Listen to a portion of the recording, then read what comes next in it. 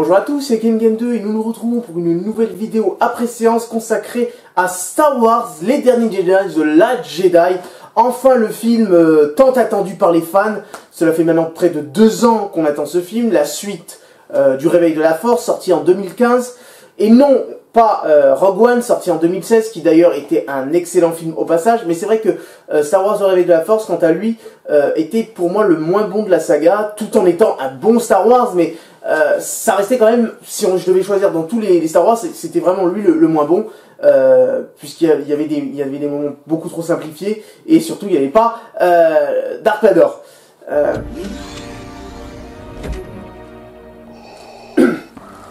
Seigneur Vador, c'est un immense honneur de vous avoir parmi nous. Dispensez-vous de formules de politesse, Kevin. Vous avez peut-être quelque chose à dire à nos abonnés? Rejoignez l'Empire ou mourir. C'est un message plutôt terrifiant, mais ça passe, je pense qu'ils sont... Ça va, enfin, on va pas en rajouter. Si je peux vous proposer de continuer cette vidéo avec moi, si vous voulez, nous pouvons voir un petit peu ensemble ce que vous avez aimé ou ce que je n'ai pas aimé dans ce nouveau film. Enfin voilà, je vous le propose, donc comme vous voulez. Hein. Si tu continues de parler pour rien, tu vas vite faire connaissance avec mon sabre laser. Donc voilà, il va être question des derniers Jedi pour cette nouvelle vidéo, cette nouvelle après-séance. Alors, je vais rentrer tout de suite dans le vif du sujet. J'ai été assez déçu du film. Assez déçu du film, et je dois même dire, alors les fans, je pense qu'ils vont me haïr ou ils vont me dire Kevin, tu es complètement fou. Je pense même que j'ai préféré le Réveil de la Force à ce film. Vous allez vite comprendre. Je vais vous expliquer tout ça dans ma vidéo, tout en détail, pourquoi il y a des moments, il y a plus de choses que je n'ai pas aimé dans le film plutôt que aimé. Décidément, les Last cette année, il y a un problème quoi. Entre Transformers et maintenant Star Wars, il y a un gros problème avec les Last quelque chose. Mais voilà, il y a vraiment de grosses lacunes dans le film. Alors je vais m'expliquer.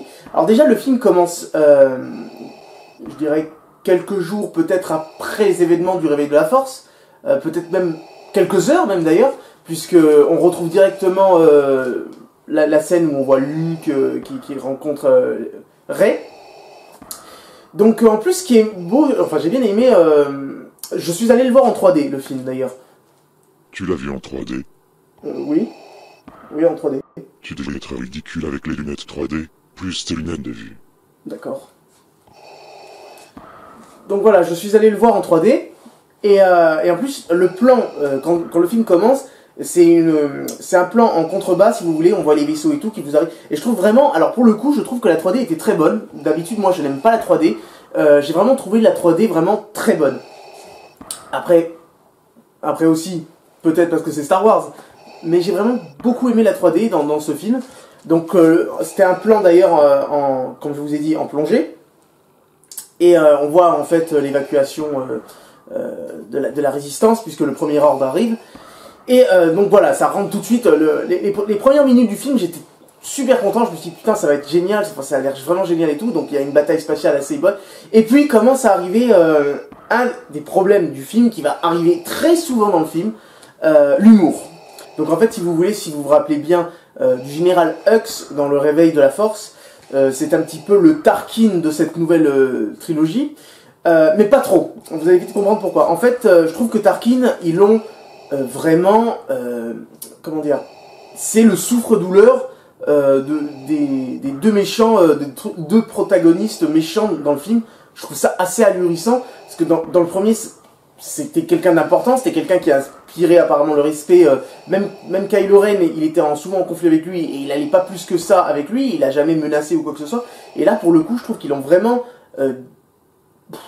pas adouci, non c'est pas le mot que je cherche, c'est décrédibilisé complètement en fait, il est plus crédible une seule seconde. Donc en fait je vous dis, ça commence avec cette scène où en fait il y a une discussion entre lui et Poe Dameron, et Poe Dameron fait style en fait qu'il écoute, enfin qu'il entend pas, donc et lui il dit mais il m'entend là, il se paye la tête là. Enfin, je vous dis, enfin, voilà quoi. Déjà que le premier ordre est un petit peu ridicule comparé, je trouve, à l'Empire. Mais alors là, pour le coup, ça les rend plus crédibles du tout. c'est déjà, voilà, déjà que tout le monde se fout de la gueule de Kylo Ren parce que le mec il pique une crise, mais maintenant si vous commencez à faire une scène où un des méchants du film n'est même pas pris au sérieux, c'est un petit peu dommage. Et ça va arriver énormément dans le film. Il y a énormément de scènes comme ça qui sont des scènes graves ou plutôt pas, enfin pas graves, mais disons des scènes qui, voilà quoi, qui a quand même une tension ou quelque chose qui va tout de suite tomber d'un coup. Alors, je sais que c'est Marvel, alors, je sais que c'est Disney, mais quand même, là j'ai vraiment senti le côté très Disney du film, en fait, et beaucoup trop, et c'est vraiment dommage. Prenons l'exemple de Rogue One, par exemple. Je reviens toujours à Rogue One parce que c'est le Star Wars le plus récent, avant même le Réveil de la Force, enfin après le Réveil de la Force. Il y avait de l'humour, mais ça restait de l'humour simple. Là, je trouve qu'ils ont beaucoup trop forcé sur l'humour, et c'est un problème très récurrent dans le film. Donc vous avez compris, j'ai un problème avec l'humour dans le film. Voilà. Je suis d'accord qu'on peut mettre de l'humour dans un film, mais dans Star Wars, il faut bien savoir le doser. Et là, c'est très mal dosé, je trouve, pour ma part. Encore une fois. Donc dans tout ça... De mon temps, l'humour n'était pas mon fort. Oui, on peut pas dire que vous avez beaucoup d'humour, vous. Quand je tue, c'est mon humour. Non, enfin, vous en avez pas du tout. Même, d'ailleurs, en Anakin, vous n'avez pas d'humour, d'ailleurs. Pardon. Vous êtes l'un des rares... Même Obi-Wan a plus du... Pardon, je voulais pas dire ce nom. Ne dites plus jamais ce nom en ma présence. Donc, en fait, l'histoire, comme j'ai dit, se déroule quelques jours après le Réveil de la Force, et donc on voit l'apprentissage de Rey et de Luke. La relation qu'ils ont, c'est un peu facile, je trouve. C'est vraiment une... Alors, la relation avec Luke et Rey, j'ai pas du tout aimé. Je trouve, voilà, l'acteur avait dit qu'il était en total désaccord avec le réalisateur, et je commence à comprendre pourquoi. Parce que c'est vrai qu'il y a... Enfin, Luke... vit en ermite sur cette espèce d'île entourée d'eau.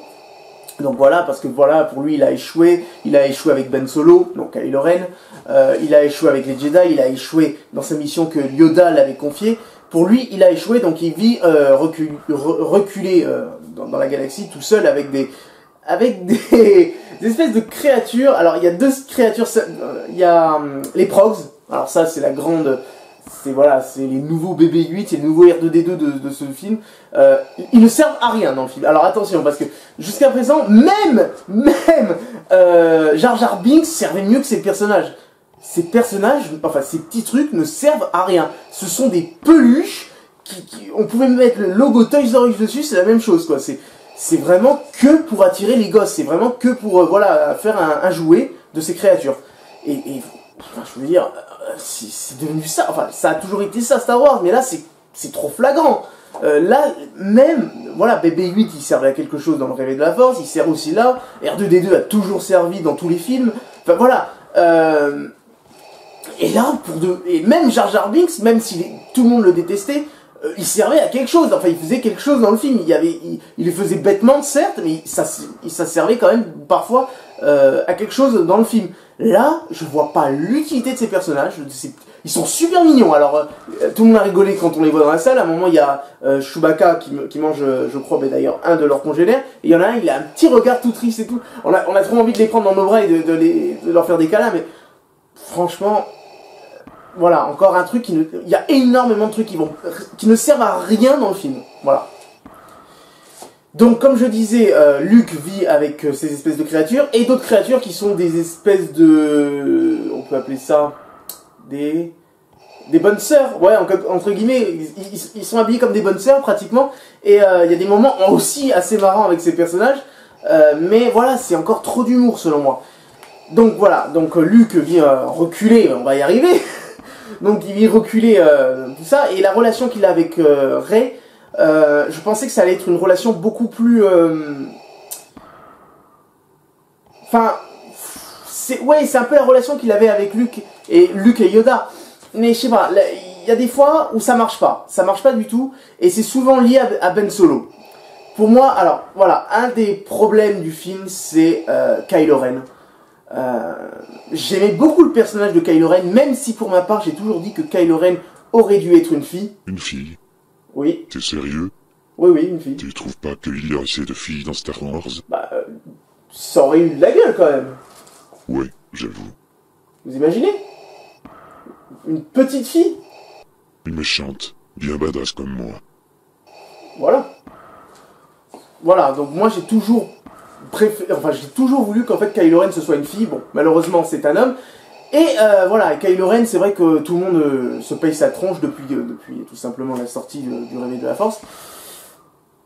Et là pour le coup, je le trouve, mais alors, c'est catastrophique quoi. Et en plus il a une sorte de relation avec Rey. J'ai vraiment eu très peur que ça devienne un truc romantique. On était à deux doigts, hein. Je vous le dis sincèrement, si vous voyez le film, on est vraiment à deux doigts d'une relation que Rey lui pardonne comme ça, enfin, qu'elle essaye de l'aider. Bon, c'est vrai que Rey a un grand cœur, mais quand même, c'est Kylo Ren, il a tué son père, et le mec, c'est un enfoiré de première. Mais, bon, après, on voit, le personnage est extrêmement torturé par ses sentiments, ça continue dans ce film. Mais voilà, Kylo Ren, c'est toujours ridicule, quoi. Je n'ai pas une seule fois peur de ce personnage. C'est vraiment le jeune colérique, impulsif, qui contrôle pas ses émotions et qui est toujours en run contre tout le monde, quoi. Enfin, Kylo Ren, c'est un gros défaut encore du film, alors que ça devrait devenir une qualité du film. Et là franchement, je l'ai trouvé beaucoup plus insupportable dans ce film que dans l'autre. Et je vais dire un truc méchant, mais c'est aussi peut-être parce qu'on voit trop son visage. Dans le premier, il avait son masque, mais là, il le retire au bout de 2 minutes. Il le retire au bout de 20 minutes de film, quoi. C'est voilà. Sans compter que voilà, tout l'attirail qu'il avait, voilà, il essaye de ressembler à Vador. D'ailleurs, il y a une scène très marrante avec Snoke, qui je pense que c'est un truc qu'ils ont voulu faire écho avec les fans et tout. C'est un truc très marrant, c'est à un moment il y a Snoke en fait qui lui dit enlève-moi ce masque, c'est ridicule, enfin voilà quoi, arrête de vouloir ressembler à Vador, tu es ridicule, il dit même t'es qu'un gamin qui n'a qu'un masque quoi, voilà quoi, enfin il est déçu par Kylo Ren parce qu'il dit qu'il est pas comme Vador. Parle de moi dans le film. Oui il parle de vous. Donc voilà, il est déçu par Kylo Ren, et c'est marrant parce que moi j'ai vu l'écho des fans en fait. C'est comme si les fans avaient dit, parce que les fans le disent depuis le Réveil de la Force, que le masque de Kylo Ren est complètement inutile. Certes, je le trouve assez stylé, mais il est complètement inutile pour le personnage en lui-même, si vous voulez. Il n'aide pas à respirer. Et même instaurer la peur, bon, c'est vrai que on aurait pu faire un masque plus terrifiant, mais bon, c'est plutôt pas mal. Donc voilà. Aussi parlons de Snoke, puisque ça y est, on voit enfin Snoke. On voit Snoke. Je pense que Snoke c'est la plus grosse blague. C'est la plus grosse blague de Star Wars finalement. C'est une blague, ce personnage est une blague. Alors, attendez-vous à être déçus par tout ce que vous imaginez. Si vous pensez que Snoke c'était Mace Windu ou un autre personnage ou alors ce n'est pas du tout expliqué qui est Snoke, et comme je vous dis, on va rentrer dans la section spoiler, donc c'est une vidéo spoiler. Snoke meurt dans le film. Je pense que la mort de Boba Fett c'était encore trop doux comparé. Je vous jure que j'ai rigolé dans le cinéma. J'ai dit c'est pas vrai, c'est pas possible. C'est Kylo Ren qu'en plus qu'il tue. Et ça arrive tellement de manière. Tu te dis, il va se passer quelque chose, hein, il va pas laisser passer un truc aussi gros. Kylo Ren le tranche en deux avec le sabre laser qui était à côté de lui, qu'il avait pris à Rey. Donc, en plus, voilà quoi, Snoke, dès le début du film, putain, le mec, je trouvais qu'il était super classe, il était super stylé. Franchement, je le trouvais super classe, et je me suis dit, wow, ça c'est du méchant, ça envoie du lourd. Voilà, ça c'est un bon méchant. Le mec il fait valser Kylo Ren, il fait valser Hux. Donc le mec il pose ses couilles, il fait le valser Rey, une onde de choc, et un pouvoir, le pouvoir de l'électricité là que l'empereur faisait. D'ailleurs il y a même un moment le thème de Dark Sidious. Alors à bout d'un moment j'ai cru que ils allaient dire allez ça va être Dark Sidious à tous les coups. Et puis il s'assoit sur le fauteuil, il prend le sabre laser de Rey, puisqu'il a des armes, il prend le sabre laser. Et donc il est rentré en conflit avec Kylo Ren, et Kylo Ren, énervé, puisqu'il est toujours énervé, tue son maître en le tranchant en deux. Et il tombe comme ça. et vous voyez Snoke qui tombe, boum, et vous vous dites, oh, c'est un hologramme, ou il va se relever, il va se recomposer, ou un truc comme ça. Non. Et plan suivant, plus tard, où on voit Snoke, on voit avec la langue qui pend, presque la bave et tout, comme ça. C'est n'importe. Je me suis dit, c'est pas possible. C'est ça le grand méchant qu'on nous avait promis, c'est ça le truc que tout. Je pense que ça va être la plus grosse déception pour tous les fans. C'est trop, quoi. C'est vraiment n'importe quoi, ça. C'est vraiment n'importe quoi. Je suis désolé, mais c'est vraiment n'importe quoi. Et donc voilà. Pour moi, Snoke, c'est vraiment la blague de Star Wars, quoi. Voilà. Et les parents de Rey. Alors, les parents de Rey, ça aussi, c'est une blague. C'est Kylo Ren qui lui révèle. Alors, vous vous dites, oh putain, ça va être qui les parents? Ça va être Obi-Wan, ça va être Han Solo, c'était qui? C'était Luke. Tes parents, c'est personne. Tes parents t'ont vendu.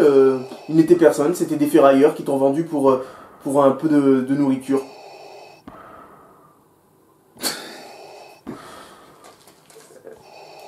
Ouais. Super, alors c'est ça, alors tout le monde a imaginé des hypothèses, moi-même, on a tous imaginé des trucs de fou, mais non, Rey, ses parents, en fait, on ne seront jamais montrés, je pense, à l'écran, et c'était juste des ferrailleurs, alors peut-être que Kylo Ren a menté, mais à mon avis, si c'est ça, c'est là aussi une théorie qui tombe complètement à l'eau, et que les fans vont dire, mais c'est pas vrai, ils ont simplifié tout au maximum, mais je vous dis, ça voilà, c'est ça, en fait, et Snoke, c'est vraiment les blagues du film. Ensuite, qu'est-ce que je peux rajouter à tout ça? Déjà, le film est trop long. Le film est très long, c'est plus long que l'Attaque des Clones. Et pour pas grand-chose en plus, puisque la plupart du temps, ça se passe dans l'espace. Et c'est une sorte de course-poursuite entre le Premier Ordre et la Résistance, qui essaye en fait de s'éloigner d'eux. Ils commencent à manquer de carburant, et vous avez toute la flotte du Premier Ordre qui les course. Et c'est pratiquement... plus de la moitié du film, ça. Voilà.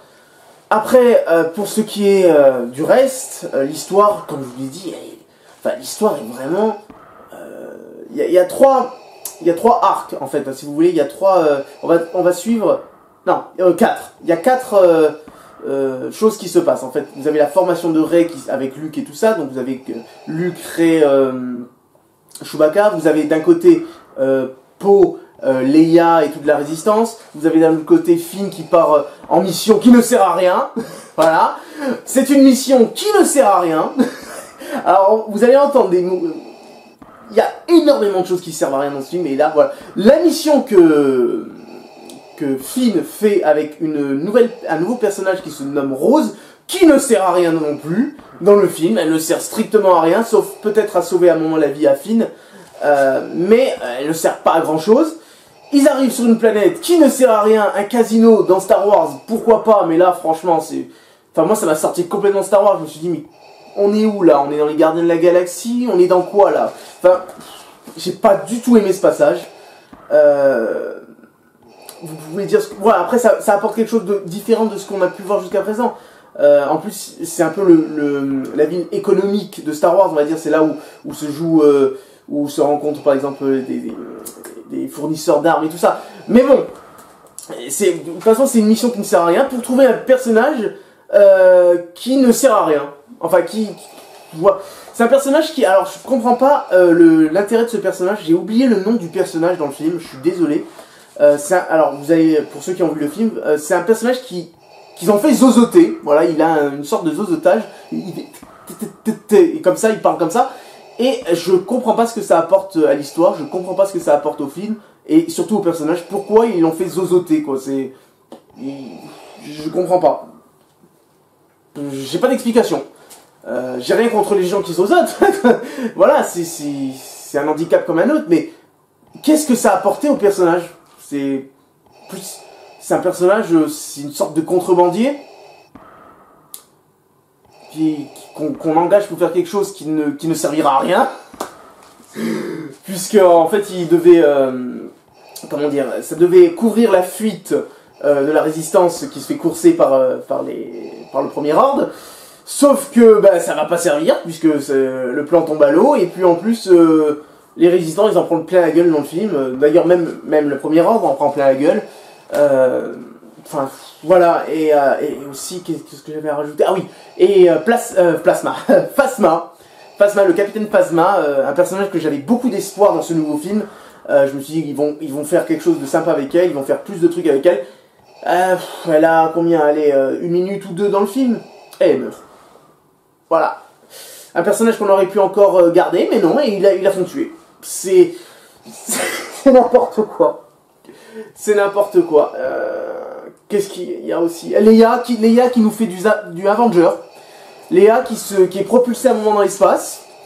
Et il aura fallu attendre le 8e film pour que Léa se décide à utiliser la force. Ça y est, Léa utilise la force, mais d'une manière tellement ridicule qui a fait rire toute la salle, en fait.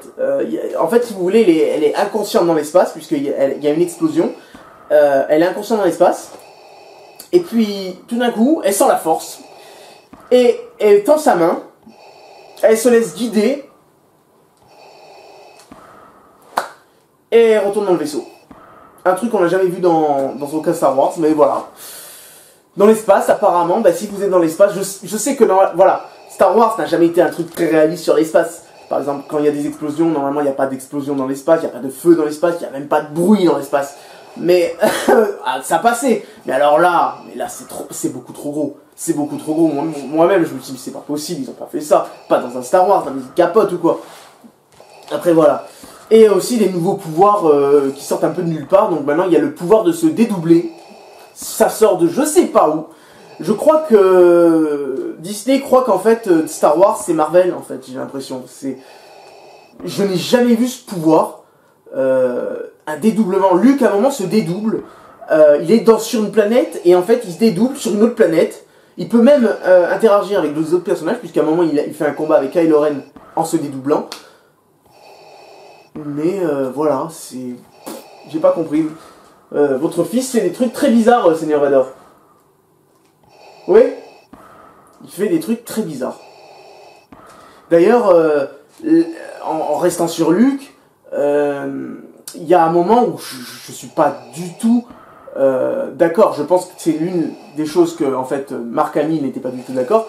C'est qu'en fait c'est un peu à cause de Luke que Kylo Ren est devenu méchant, puisqu'en fait Luke a essayé de tuer Kylo Ren parce qu'il a senti jamais de la vie le Luke qu'on a connu dans les trois dans la saga originale n'aurait jamais fait ça. Il n'aurait jamais fait ça. Bon, après ça renvoie à quelque chose que Yoda avait dit. Il avait dit tu auras peur, tu auras peur. Voilà, donc peut-être que ça renvoie à ça. Mais c'est vrai que j'y croyais pas du tout. Quand j'ai vu le truc, je me dis c'est pas possible. D'une certaine façon, il est tombé lui-même du côté obscur en faisant un acte aussi assez horrible, puisque c'est un enfant qui voulait tuer à l'époque. Quand même le fils de sa sœur. Enfin, ce n'est pas rien. Donc voilà, Luke, voilà, j'ai été assez déçu de Luke. Je trouvais Han Solo vraiment très bien dans le Réveil de la Force, et je trouve que Luke, cette fois-ci, voilà, il a des raisonnements qu'il n'aurait jamais fait avant. C'est un peu dommage. Après, tiens, en parlant de ça, il y a Yoda dans le film. Yoda a fait une petite apparition, plutôt sympa, sauf que l'animatronique, enfin je sais pas si ça, je pense, mais elle est dégueulasse. La poupée qu'ils ont choisie, le Yoda est dégueulasse. Physiquement, il est dégueulasse. Enfin, je suis désolé, mais on dirait un Yoda au Botox. Enfin, il est vraiment ignoble. La première fois que je l'ai vu, c'est une blague. Le truc est mal fait. Il y a un problème. Il va se rematérialiser.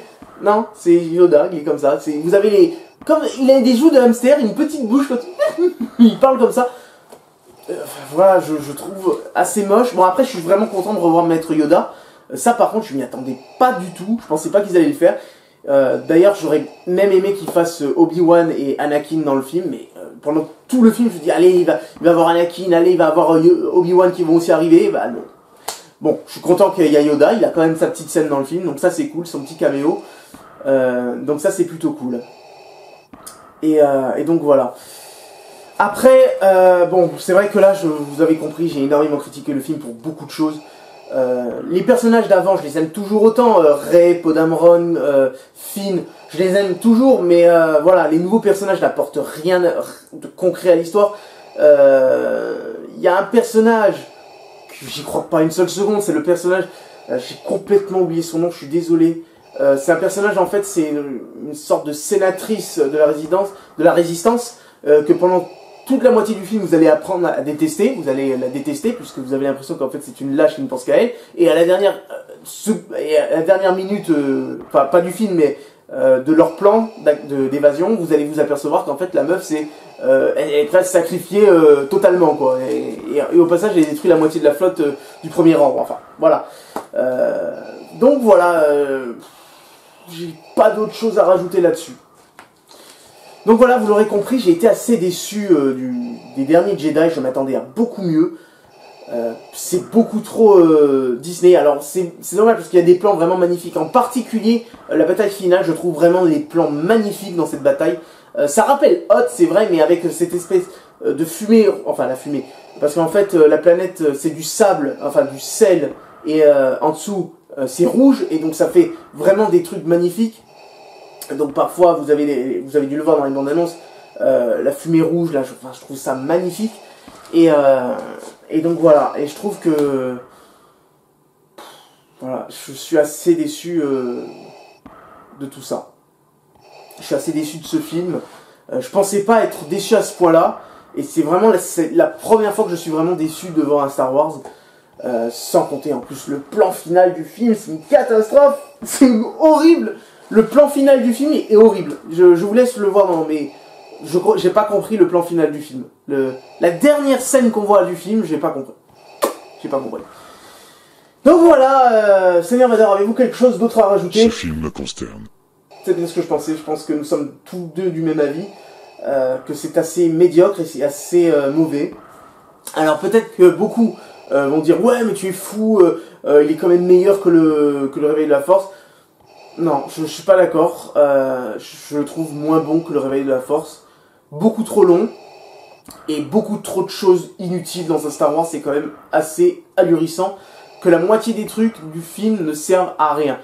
Et le film a été en revanche un petit peu plus créatif que le précédent. Par exemple sur les vaisseaux, le vaisseau de Snoke est vraiment assez imposant. Il y a un nouveau vaisseau, il fait tout de suite penser à une espèce de sous-marin. Donc d'ailleurs il y a même le commandant, il baisse un espèce de truc. Enfin voilà, il y a de la recherche sur les vaisseaux et les véhicules et tout, c'est vrai. Je suis d'accord.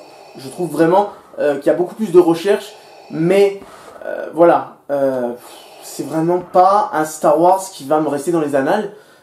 C'est dommage parce que ça aurait pu être bien meilleur. Et là, je vais être assez sincère, je n'attends pas du tout le 9ème. Je vois pas du tout ce que ça va raconter. Sans compter qu'en plus, malheureusement, il faut pas oublier que Carrie Fisher nous a quittés cette année. Donc elle avait fini heureusement le film et tous ses plans, qui d'ailleurs au passage est très présente dans le film. Et franchement au top, Leia au top dans le film. Mis à part la scène que je vous ai dit où elle utilise la force, c'est assez ridicule. Donc je vois pas du tout comment ils vont procéder pour le 9ème, parce qu'elle est vraiment centrale dans ce film. Et je vois pas du tout comment ils vont faire. Je vois pas du tout. Sans compter que il faut, avant de finir la vidéo, mon cher Vador, je vais annoncer la couleur, j'espère que vous êtes bien accrochés.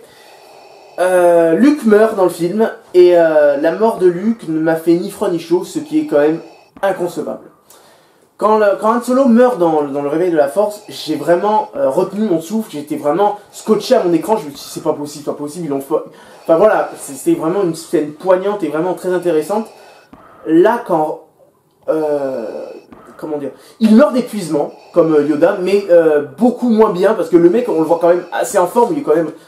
Enfin, il n'est pas au bord de la mort, je suis désolé. Et puis il disparaît d'un seul coup, comme ça, comme Yoda, comme Obi-Wan.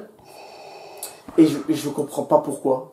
Enfin, il a fait un effort considérable parce qu'il s'est dédoublé, mais... enfin voilà, je trouve la disparition de Luke vraiment... vraiment pas bien faite, quoi. C'est... je sais pas, j'ai vraiment eu du mal avec la disparition de Luke comme ça. J'aurais préféré qu'il meure par exemple dans le 9ème, et là voilà, c'est... Encore voilà, je suis vraiment déçu parce que Luke c'est un personnage que j'adore dans la première trilogie, et là voilà, comment on bousille un personnage aussi emblématique, aussi culte que Luke. Donc voilà, je pense que je vais en décevoir plus d'un dans cette vidéo, de vous montrer qu'en fait, voilà, le film, j'ai été assez déçu, et j'espère peut-être que vous non, j'espère pour vous que vous ne serez pas déçus du film, mais pour ma part c'est un grand non. le moins bon de la saga, ça c'est sûr. Je pense que je vais quand même aller le revoir pour... Parce que c'est vrai que moi-même, dans mes propos, je trouve que je suis assez violent avec le film. Mais voilà, en gros, j'ai pas grand-chose non plus à dire parce que franchement, je trouve qu'il se passe des choses, mais je trouve pas très intéressantes. Et c'est toujours j'ai l'impression que c'est un gros pétard mouillé, ce film est un énorme pétard mouillé. Donc voilà, c'est tout ce que j'avais à dire sur les derniers Jedi. Je vous dis... À une prochaine vidéo. C'est moi qui dis ça d'habitude.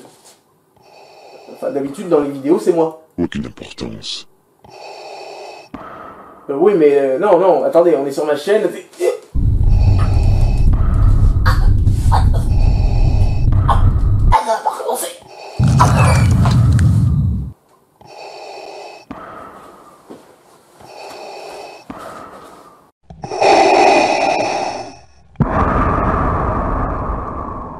Le temps est venu pour les Jedi d'en finir.